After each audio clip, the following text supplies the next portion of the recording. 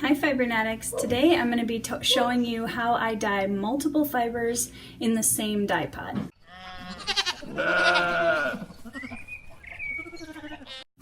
So today I have some really beautiful BFL lamb fleece and then also some mulberry silk and firestar, and I'm going to be putting them all in the same dye pot so that they're all in the same colorway and dyeing them all together. So in preparation, I am soaking the firestar and mulberry silk in water so that it's saturated, and that makes it a lot easier once I go to add the dye in the rest of the water. It's not going to be all poofy, and it'll take the dye a lot easier. And then I have my BFL in my strainer right now, and it has some wash and dye shampoo from Namaste Farms in it to get rid of a little bit of the VM and the dirt that's in it right now, just so it's a little bit cleaner when I add it to the silk and firestar. Okay, I've rinsed my BFL, so I'm going to add it to the top of my dye pot and just kind of make sure that it's evenly distributed around the pot. I want to make sure that the level of fiber in the pot is about the same all the way around. So I have my dye pot set up and my dye station with the dyes that I'm going to use set out here. The reason that I put the silk on the bottom is because silk doesn't felt, and so I wanted to give a kind of barrier between the hottest part of the pot on the bottom and the wool, which will felt a lot more easily.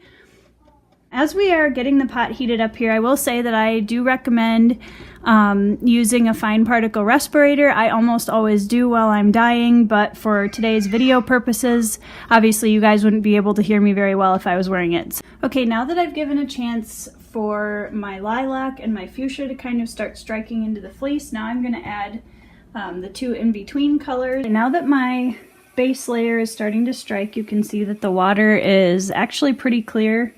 Now, there's not a ton of dye left in these areas. This one, especially the lilac, is pretty much exhausted into the dye or into the fleece. There's just a tiny bit left. So what I'm going to do now is I'm going to take my blue, my first blue, and I'm going to get just a little bit on the end of my spoon.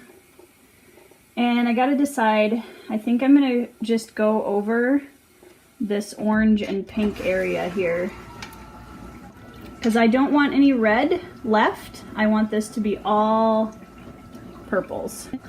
Work that into this side of the pot. The other side of the pot is already pretty dark purple. There's not a lot of red in there.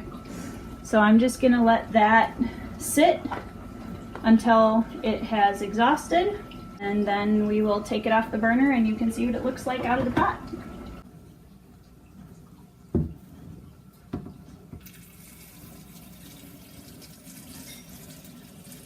Okay, now that this is cooled down to room temperature, I'm going to individually wash each of the fibers and then put them in my washer for a drain and spin cycle.